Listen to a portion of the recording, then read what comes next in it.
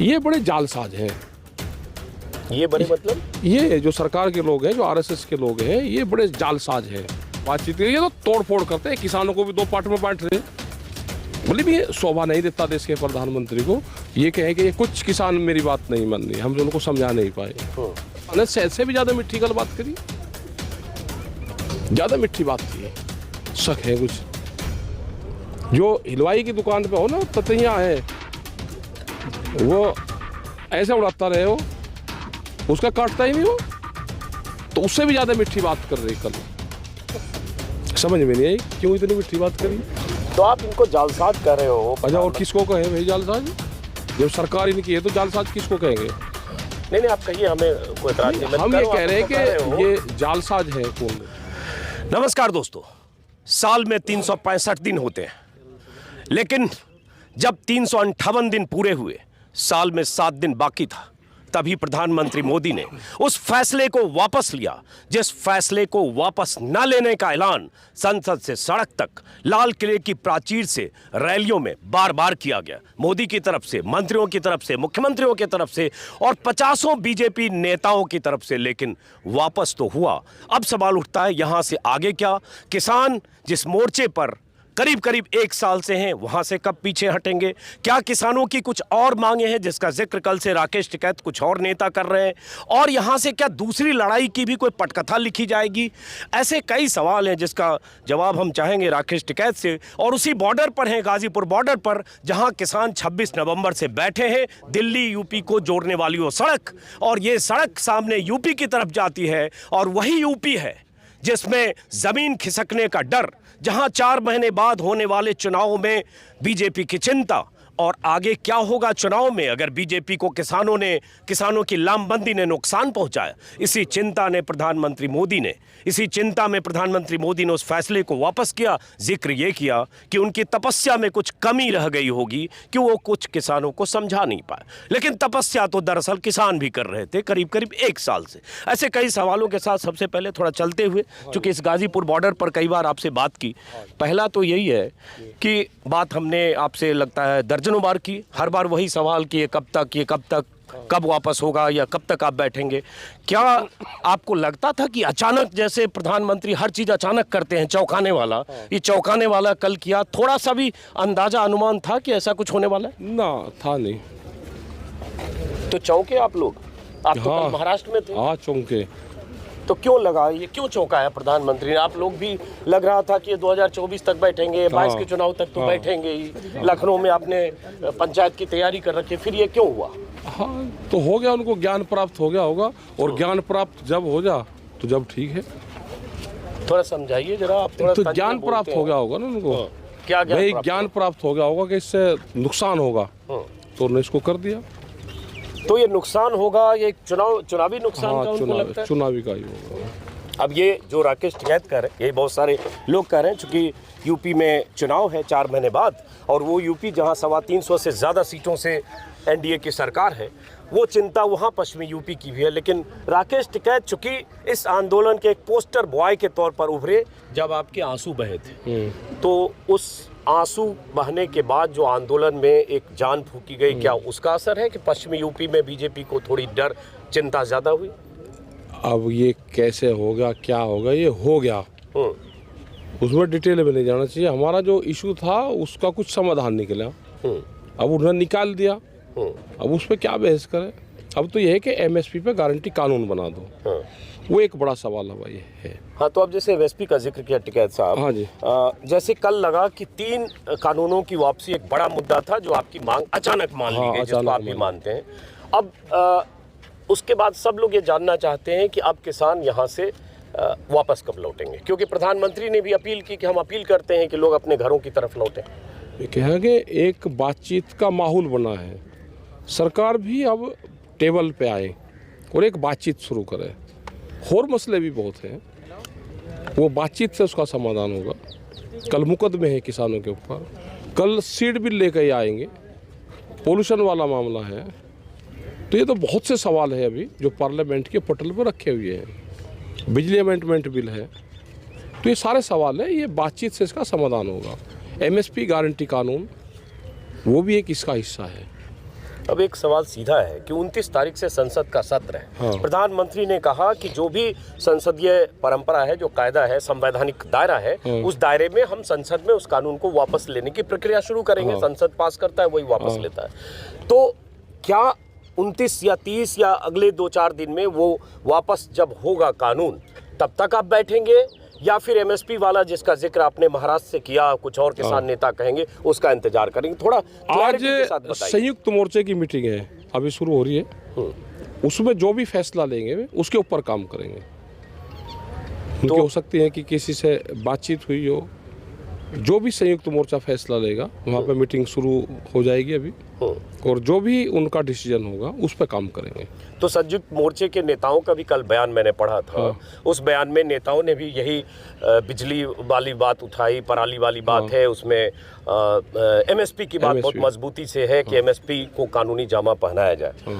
तो एमएसपी को अगर कानूनी जामा, मैं इफ एंड बट में सवाल पूछ रहा हूँ, एमएसपी को कानूनी जामा पहनाने वाला सरकार का जो कानून है वो इतनी आसानी से तुरंत अभी इस सत्र में तो नहीं होगा।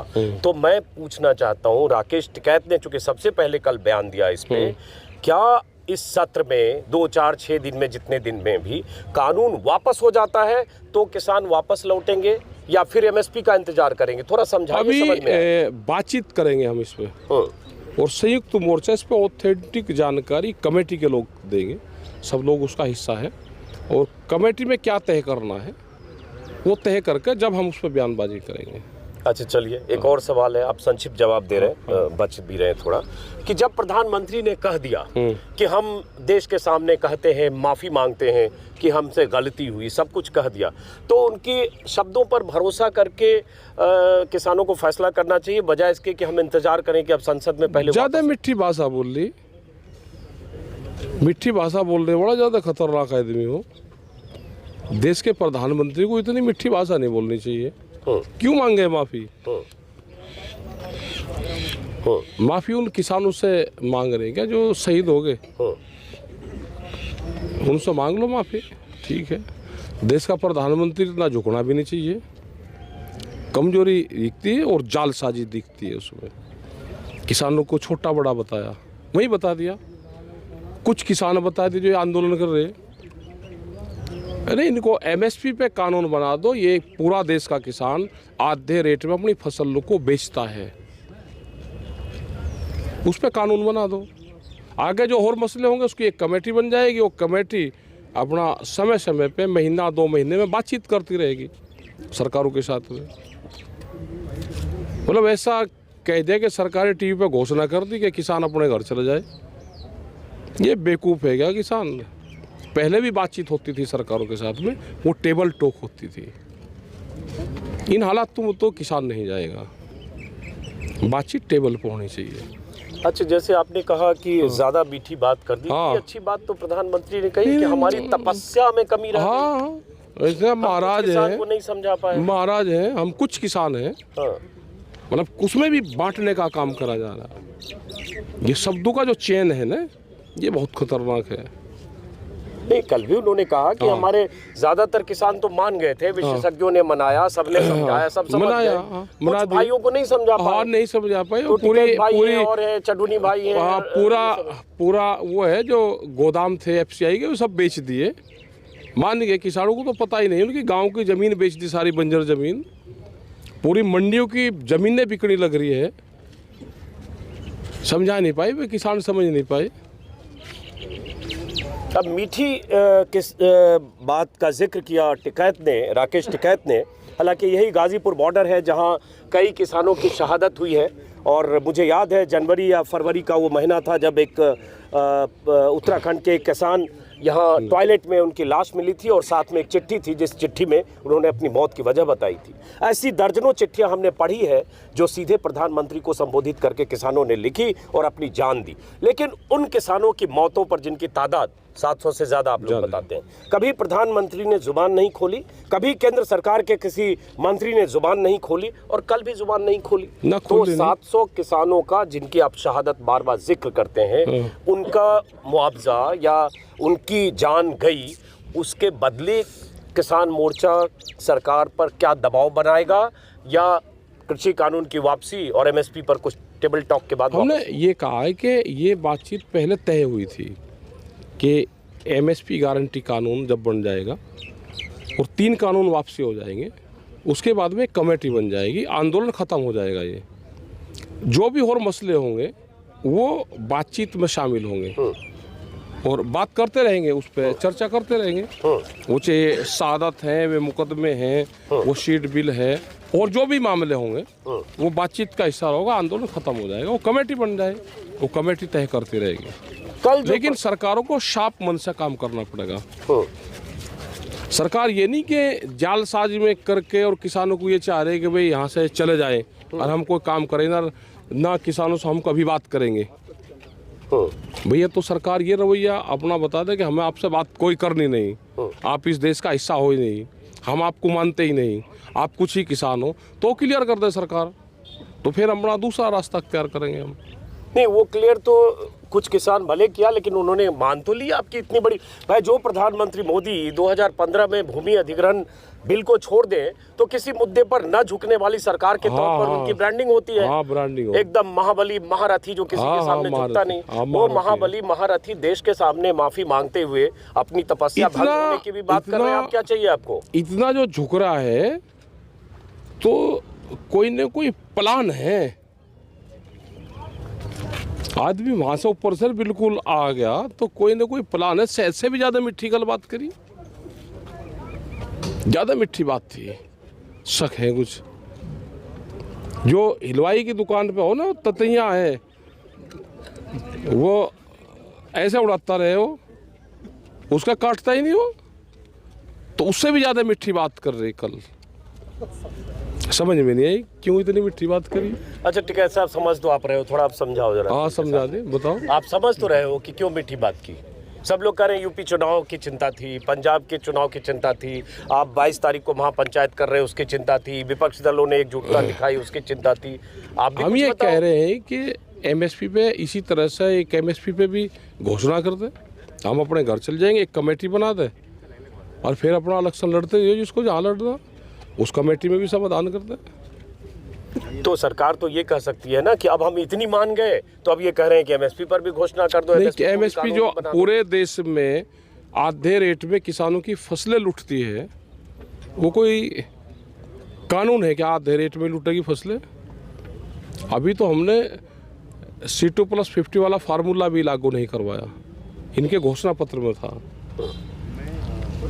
और जो एमएसपी की कानून की हम बात करते हैं, जब ये मुख्यमंत्री थे गुजरात के, एक फाइनेंशियल कमेटी की एक मीटिंग थी 2011 में, उसमें इन्होंने प्रस्ताव दिया था कि एमएसपी पे गारंटी कानून बनना चाहिए। उस टाइम की सरकार को चिट्ठी लिखी थी, नहीं पूरा ड्राफ्ट एक बना कर दिया था, पढ़ा है मैंने।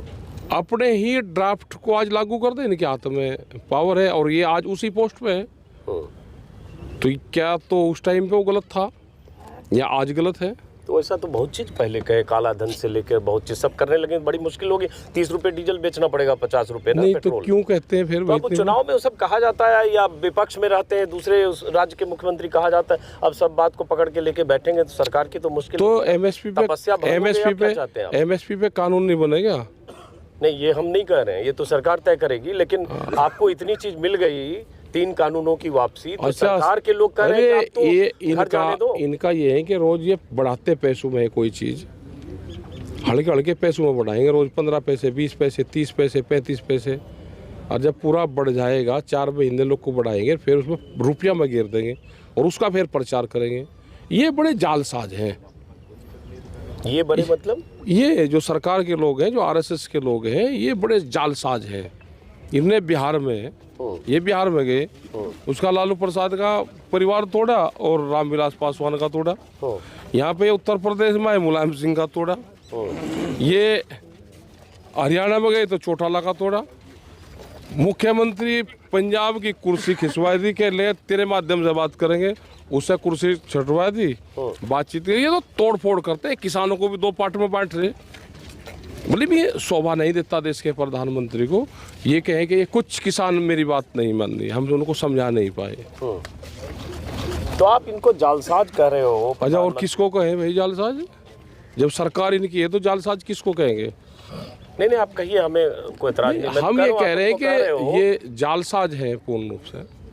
सारी एफसीआई के गोदाम दे दिए, अडानी को दे दिए, तो इसका मतलब एमएसपी ख़त्म होगी आने वाले टाइम पे। जब गोदाम ही नहीं रहेंगे, उनको दे दिए। सारी जो बंजर भूमि थी उसकी लिस्ट बनने लग रही है कि किस गांव में कितनी बंजर भूमि है। लखनऊ का एयरपोर्ट अडानी को दे दिया और 2 गांव की ज़मीन 1 रुपया मुआवजा नहीं दिया और उनकी ज़मीन छीन ली। बोलने की किसी की हिम्मत नहीं है। हमने जब बातचीत करी, उन्होंने कहा कि 1942 में ये अधिग्रहण कर ली थी ज़मीन ने। मतलब देश आज़ादी से पहले ज़मीन अधिग्रहण कर ली, आज कब्जा आज ले रहे हो। ये तो कागज़ पत्तर पुराने काट के जावे और देश को बेचने का काम कर रहे हैं। तो ये बताओ कि चलिए आप ये सब बातें आप कहते भी रहे, अब बड़ी मांग, मैं बार बार कहूंगा, जिस बड़ी मांग को लेकर ये मोर्चा दिल्ली पर धावा बोला था दिल्ली की सीमाओं पर, वो एक बड़ी मांग कानूनों की। भाई बात तो वहीं से उठी जब संसद में, राज्यसभा में 20 तारीख को 20 सितंबर को पास हो गया पिछले साल, वहीं से मोर्चेबंदी की तैयारी हुई। अब वो मांग मान ली गई, तो क्या जो 22 तारीख को लखनऊ में महापंचायत है और भी आपके प्रोग्राम है, लेकिन अभी सबसे पहले तो 2 दिन बाद महापंचायत, क्या वो महापंचायत अभी भी लखनऊ में नहीं होगी? क्यों नहीं होगी?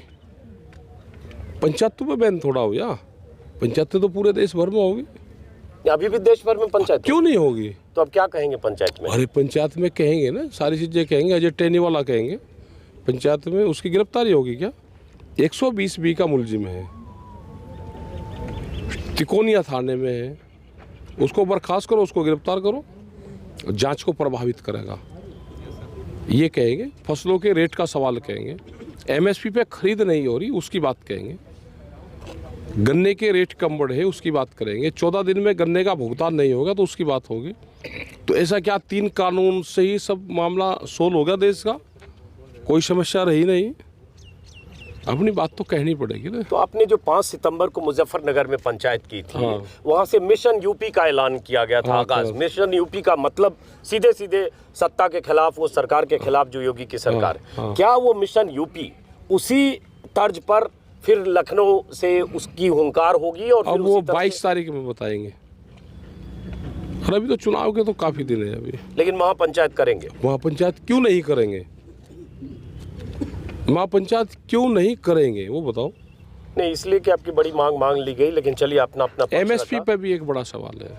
और अभी 2 दिन बाद महापंचायत है, मान लीजिए कल से वहाँ लखनऊ पहुँचने पर पाबंदी लगने लगे, लखनऊ में इतने किसानों के जुटान पर पाबंदी लगे, रोकने लगे, तो क्या होगा? बक्कल उतार देंगे वाला।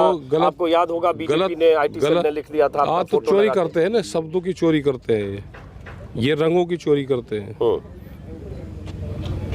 कोई नहीं रोक रहा पंचायत को। सारे नेता जा रहे हैं उसमें, सब ज्यादातर जाएंगे। अब यहाँ किसान भी जाएंगे। चलिए अब यहाँ जहाँ हम हैं, पीछे मुझे दिखा गाजियाबाद की सीमा यहाँ खत्म हो रही है। धन्यवाद, पूरा आगमन प्रार्थनीय में आधा कट गया जैसे, कट गया। लेकिन यहाँ से दिल्ली की सीमा आगे शुरू होती है। आप अभी यूपी में, आपने ऊपर कुछ सीमा बंदी भी की है। कर दी बंदी। तो यूपी तो से दिल्ली आप लोग नहीं जा पा रहे हैं, सब कुछ रोक दिया गया 26 जनवरी के बाद। अब तो रास्ता खुलता दिख रहा है। तो आप क्या चाहते हैं? वो बातचीत के दरवाजे जो 22 जनवरी के बाद से बंद है, कहे तो एक कॉल की दूरी वाले बयान के बाद भी, वो दरवाजे खुले और फिर से आप सरकार के साथ, कृषि मंत्री के साथ बातचीत करें। ये आप प्रस्ताव आपकी तरफ से जाएगा? हाँ, जाएगा। बातचीत होनी चाहिए। तो ये प्रस्ताव फिर संयुक्त मोर्चे की तरफ से सरकार को जाना चाहिए, जाएगा? जा रहा है ना। हमने तो कहा कि बातचीत शुरू करो। हमने तो बातचीत को कभी मैंने कराई नहीं है। हमने, वे नहीं करते बात। वे तो ये है कि हमने सरकारी टीवी पे घोषणा कर दी और आप घर जाओ। सरकारी टीवी मतलब? और ये सरकारी टीवी जैसे कल प्रधानमंत्री ने करी कि किसान अपने घर चले जाए, जैसे कोरिया में होता है कि सरकारी टीवी पे घोषणा की और अपना जाओ, वही देश में कानून। ऐसे नहीं है। ये कोरिया की खबर आजकल बहुत रखते हैं टिकैत साहब। मैं उसका उदाहरण दिया। तो आप भी जुमला कुछ सीख गए। नहीं, कोरिया और ये सब इसी तरह से करना चाहते हैं ना ये भी।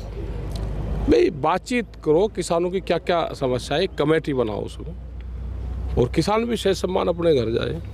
अब ये राकेश टिकैत जो कह रहे हैं बहुत तरह की आशंकाएं किसानों की हैं। कल मैं टिकरी बॉर्डर पर भी था, सिंघू बॉर्डर पर भी, गाजीपुर बॉर्डर पर भी, और उन आशंकाओं की वजह है, एक बैकड्रॉप है जिसमें प्रधानमंत्री समेत दर्जनों उन मंत्रियों और मुख्यमंत्रियों के बयान हैं जिसमें आंदोलनजीवी, परजीवी, खालिस्तानी, आतंकवादी, मवाली सब कुछ किसानों को कहा गया। यहाँ तक कि मनोहर लाल खट्टर ने कहा था लाठी डंडे तैयार रखना, अगर जैसे को तैसा करना, लठ बजाना, जमानत नहीं होगी तो नेता बन जाओगे, ऐसे बयान भी। और जेपी दलाल जैसे कृषि मंत्री के बयान, नरेंद्र तोमर के बयान, पीयूष गोयल के बयान, ऐसे बयानों की लंबी फहरिस्त है। और उसके बाद प्रधानमंत्री का झुकना, तो इसको हिंदी मुहावरा में इस्तेमाल नहीं करूंगा जो ट्विटर पर बहुत किया जा रहा है। हम लोग उसको अगर थोड़ी साफ सुथरा मुहावरा कहें तो घुटने के बल होता है, खड़ा हो जाना, घुटने के बल आ जाना, नाक रगड़ना।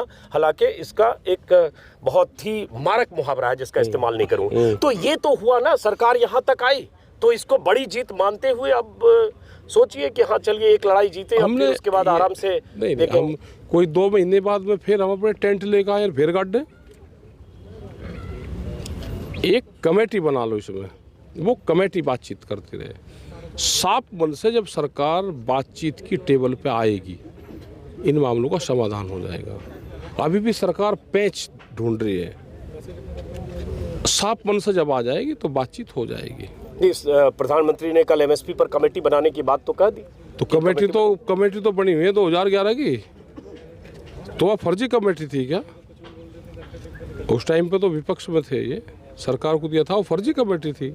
कमेटी तो बनी हुई है, अपनी ही कमेटी को लागू कर दो। आखिरी सवाल, शुरू में आपने थोड़ा संक्षिप्त जवाब दिया, बहुत सारे और लोग आपसे बात करना चाहते हैं।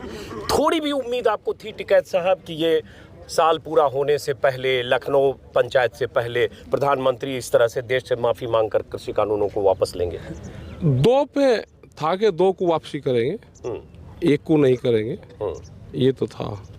और एमएसपी पे गारंटी कानून बनाएंगे, लेकिन तीनों वापसी कर रही है और कानूनी गारंटी नहीं करें तो अपने यार दोस्तों को फसलों के लूट के सौदागर बना दिए कि किसान की फसलें लूटो, एमएसपी पे बेचो और लाभ कमाओ, देश को लूटो।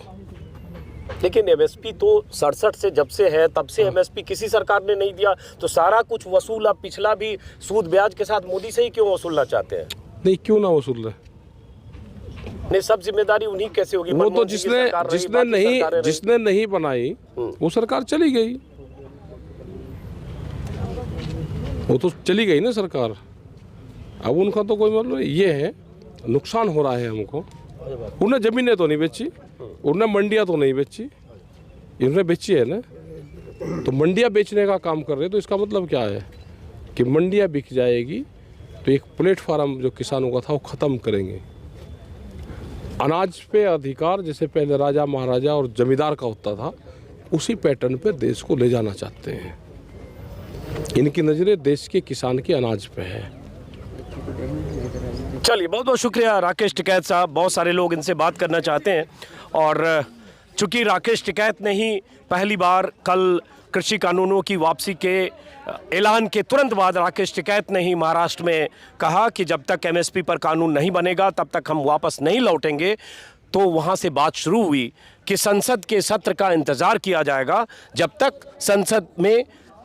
संसद से वो कानून वापस नहीं होगा तब तक किसान इन मोर्चों पर बैठे रहेंगे, जिनमें से एक मोर्चा वो है जहां मैं अभी हूं। ये गाजीपुर बॉर्डर का मोर्चा है, और इस मोर्चे पर किसानों के 1 साल होने जा रहे थे। उससे पहले ये बड़ा ऐलान, बड़ा फैसला प्रधानमंत्री मोदी की तरफ से। अब देखना है कि अब से 7 दिन बाद जब संसद का सत्र शुरू होगा तब कितने दिन लगेंगे, सरकार इस कानून को वापस लेने की प्रक्रिया में कितने दिन लगेंगे। और उससे एक बात और, उस बीच में 22 तारीख को किसानों की एक महापंचायत है लखनऊ में, जो पंचायत बकौल राकेश टिकैत वो अभी भी होगी, और उस महापंचायत में किसानों का जुटान होगा, किसान मोर्चे के नेताओं का जुटान होगा, और एमएसपी से लेकर और बाकी मुद्दों पर अपनी आवाज़ बुलंद करेंगे। फिलहाल दोस्तों, इस वीडियो को ख़त्म करने से पहले ये बता दूं कि इस आंदोलन के 1 साल हो गए।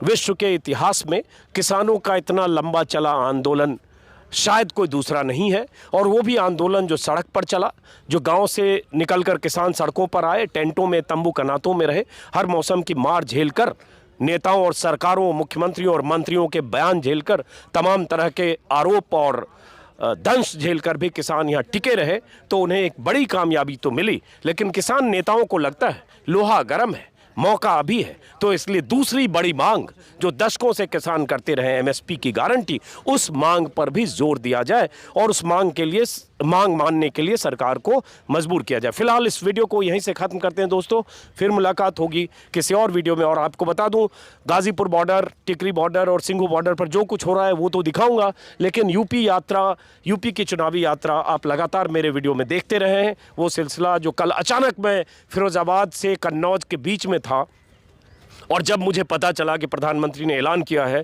तो 450 किलोमीटर का सफ़र तय करके बहुत जल्दी यहाँ पहुँचा, क्योंकि मुझे लगा कि एक ऐतिहासिक दिन है किसानों के लिए, उन किसान नेताओं और सड़क पर बैठे किसानों के लिए। अब 1-2 दिन के बाद फिर से यूपी यात्रा शुरू होगी। फिलहाल नमस्कार।